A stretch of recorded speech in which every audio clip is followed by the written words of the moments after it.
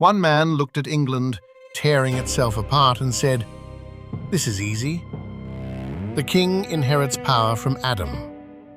Robert Filmer wrote Patriarcha in the middle of England's political meltdown. Parliament and the Crown were at war, the country was cracking, and everyone was fighting over the same brutal question: who has the right to rule? Filmer's answer was pure certainty. Kings do not get authority from the people, they get it from God. And not in some vague spiritual way. He traces it back to the first father. Adam, Filmer says, had absolute dominion over his family, total authority, life and death, obedience without consent. And that power did not disappear. It passed down through generations like property until it lands on your king. So rebellion is not just illegal, it is unnatural. Questioning the king is like a child putting a parent on trial.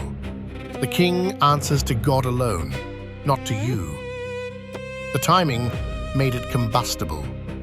England was sliding toward the execution of Charles I, and the whole nation was caught in an existential crisis over where power comes from.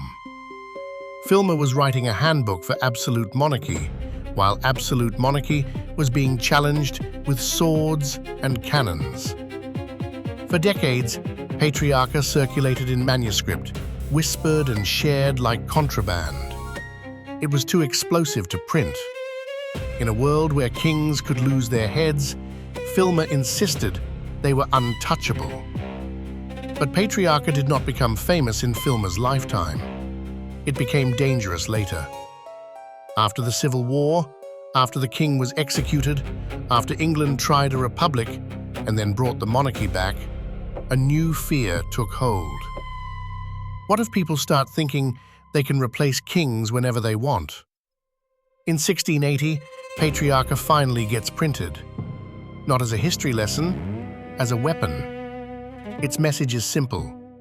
Deny the king's authority, and you are not just breaking a law, you are breaking the chain of creation itself. You are rebelling against the father of the nation, the way a child rebels against a parent.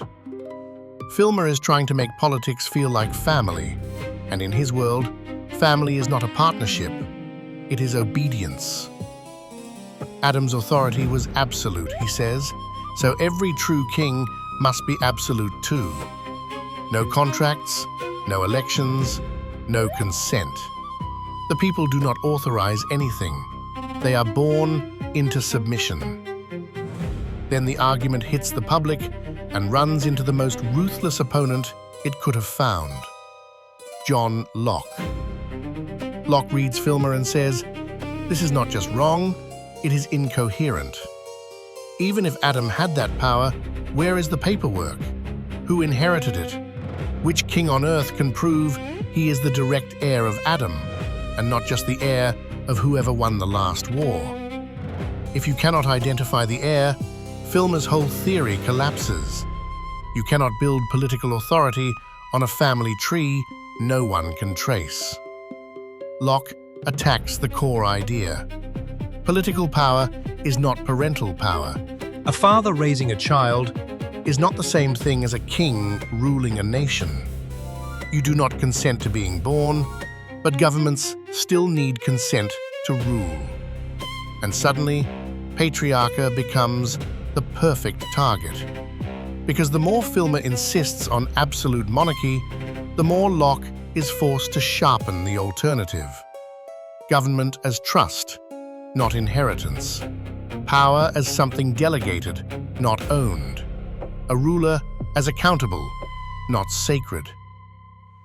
Filmer tried to end the argument by going all the way back to Adam. Instead, he helped ignite the argument that remade modern politics. Not because people believed him, because someone had to beat him in public, and Locke used Filmer as the villain that made the new world make sense.